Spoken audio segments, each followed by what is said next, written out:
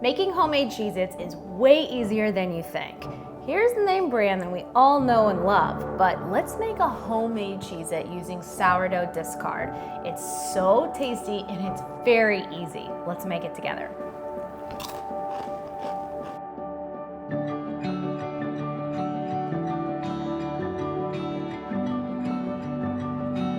Today's video, we're gonna be making the famous Cheez-Its that we all know and love, but with sourdough starter discard.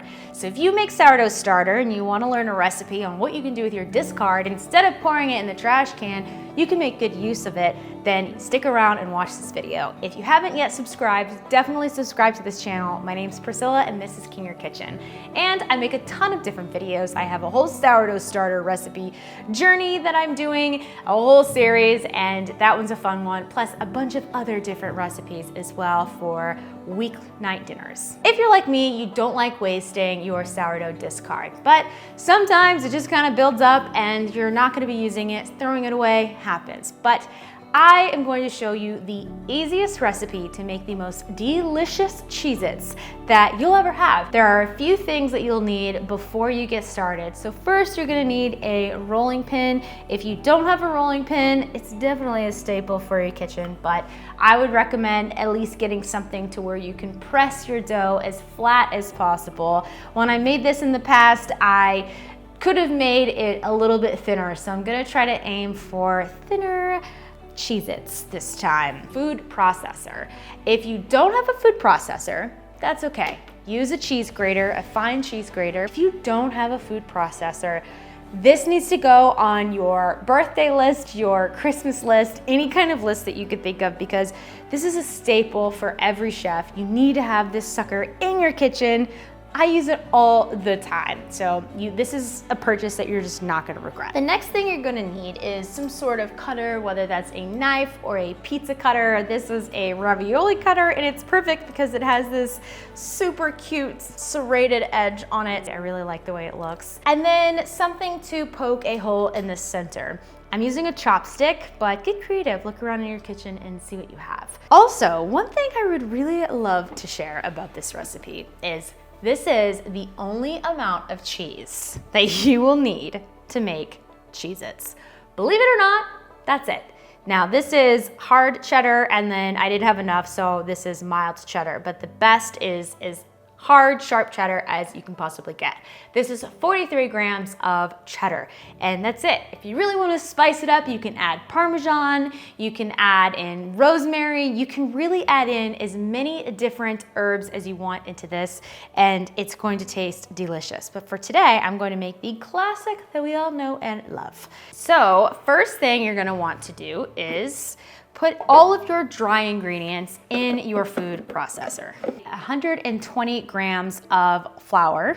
Then you're going to take all of your herbs and your salt and you're going to mix all of those together. You really want as cold butter as possible. I ended up putting them into cubes and I threw them in the freezer. The reason why you want it to be as cold as possible is when you mix everything together, this is what's gonna make your Cheez-It airy and fluffy, because when it melts, it kind of all crumbles. And oop, that's not what you want. Space this out. After you've blended together all of your dry ingredients, you're gonna measure out 240 grams of sourdough discard. Add it straight to your food processor and blend, but you don't wanna over blend. I recommend using your hands for the last bit of mixing. Wrap in saran wrap and pop it in the refrigerator for at least 30 minutes, which is a good amount of time to clean up our mess.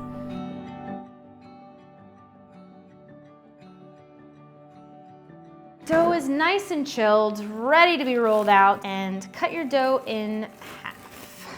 In this process, you kind of want to work a little bit fast because your butter is something that is what keeps the flakiness of your dough, and you're gonna get the puffiness of that Cheez-It that we all know. So you do kind of want to work a little bit fast. If you are molding your dough on a granite countertop, that's even better because granite does tend to stay cool.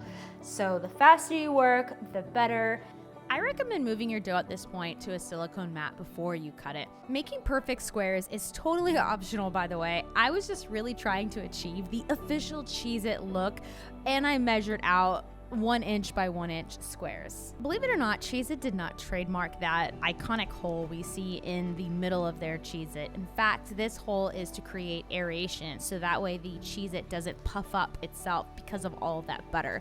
Creating that hole allows it to stay flat. Top with molten salt, and as long as you cut clean lines before baking and poke holes in the center, the heat will slightly dry and shrink the dough at the edges. So after baking or during baking, the crackers will easily snap apart at the cut lines.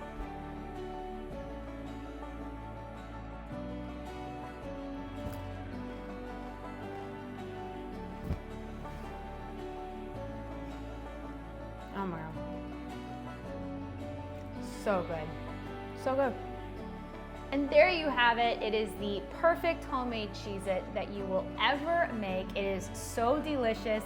I promise if you try this recipe, you won't know the difference of the name brand versus homemade brand. It is so tasty. I'm very excited for you to try it. Let me know in the comment section if you made this and what you think, and I look forward to seeing you in the next recipe.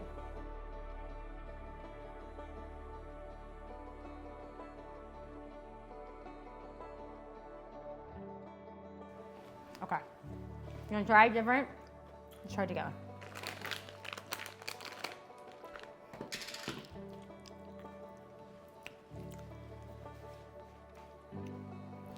Cheez-It. Regular.